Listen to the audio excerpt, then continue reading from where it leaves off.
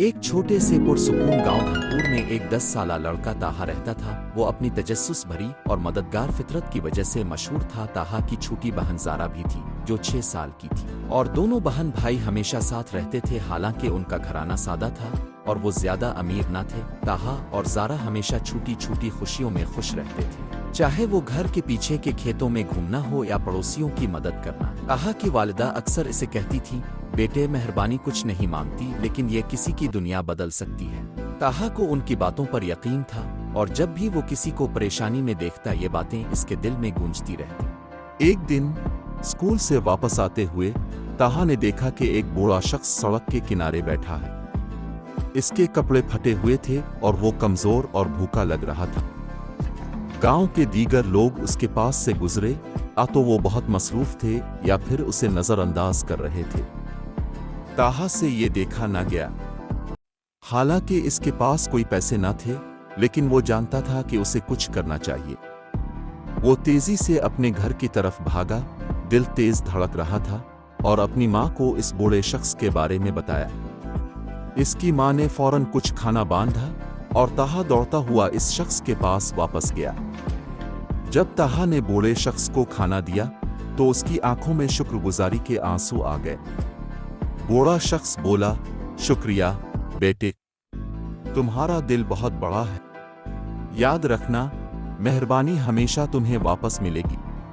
تاہا مسکرایا اور دل میں گرمی محسوس کی، لیکن اس بوڑھے شخص کے بارے میں تجسس بڑھتا چلا گیا۔ وہ کون تھا؟ کہاں سے آیا تھا؟ وہ کئی مہینوں سے گاؤں میں تھا، لیکن کوئی اس کے بارے میں زیادہ نہیں جانتا تھا۔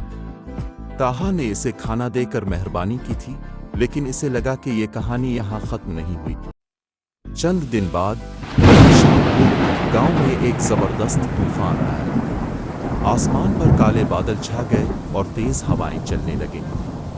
طوفان اس قدر شدید تھا کہ گاؤں کے لوگوں نے ایسا طوفان پہلے کبھی نہیں دیکھا تھا۔ درخت جڑوں سے اکھڑ گئے اور گھروں کو شدید نقصان پہنچا۔ تاہا کے گھر کی چھت کا ایک حصہ بھی اڑ گیا اور بارش کا پانی گھر کے اندر داخل ہونے لگا۔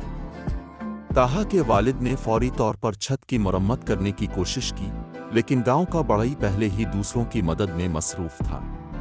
حالات بگڑتے جا رہے تھے۔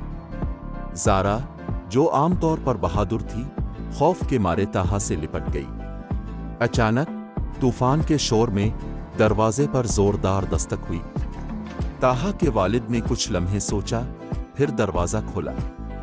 دروازے پر وہی بوڑھا شخص کھڑا تھا، بارش میں بھیگتا ہوا لیکن مضبوطی سے کھڑا۔ تمہیں مدد کی ضرورت ہے نا؟ بوڑھے شخص نے کہا۔ اس کی آواز طوفان کی گرج میں بھی صاف سنائی دے رہی تھی۔ اس کے کندھے پر ایک بڑا بوسیدہ اوزاروں کا بیگ لٹکا ہوا تھا۔ گھر والے حیرت سے جم کر رہ گئے۔ آپ کو کیسے پتا چلا کہ ہمیں مشکل پیش آئی ہے؟ تاہا کے والد نے پوچھا۔ بوڑھا شخص مسکراتا رہا لیکن کچھ نہیں بولا، اور وہ گھر کے اندر آ گیا۔ بغیر وقت ضائع کیے وہ تیزی سے چھت پر چڑھ گیا۔ اس کی عمر کے حساب سے اس کی پھرتی حیرت انگیز تھی۔ اس نے تیز بارش کے باوجود تیزی سے کام کیا اور تھوڑی ہی دیر میں چھت کی مرمت مکمل ہو گئی۔ جب کام ختم ہوا تو وہ نیچے اترا، بھیگا ہوا لیکن چہرے پر مسکراہٹ تھی۔ ہمیں نہیں معلوم کہ ہم آپ کا شکریہ کیسے ادا کریں، تاہا کے والد نے کہا۔ آپ نے ہمیں بچا لیا۔ بوڑھے شخص نے سر ہلا دیا۔ شکریہ کی ضرورت نہیں۔ تمہارے بیٹے نے ایک اجنبی کے ساتھ مہربانی کی تھی، یہ اس کا بدلہ ہے۔ تاہا حیرت زدہ تھا۔ کیا یہ بوڑھا شخص واقعی ان پر نظر رکھے ہوئے تھا؟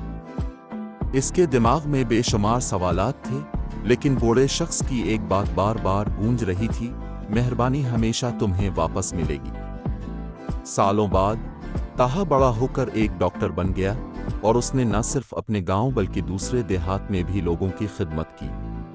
وہ اکثر اپنے مریضوں کو اس طوفانی رات کا قصہ سناتا تھا۔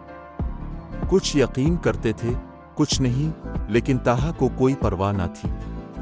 اسے معلوم تھا کہ مہربانی ایک حقیقی جادو ہے جسے ثابت کرنے کی ضرورت نہیں۔ جہاں تک زارا کا تعلق ہے، اس نے بھی یہ سبق اپنے دل میں محفوظ رکھا۔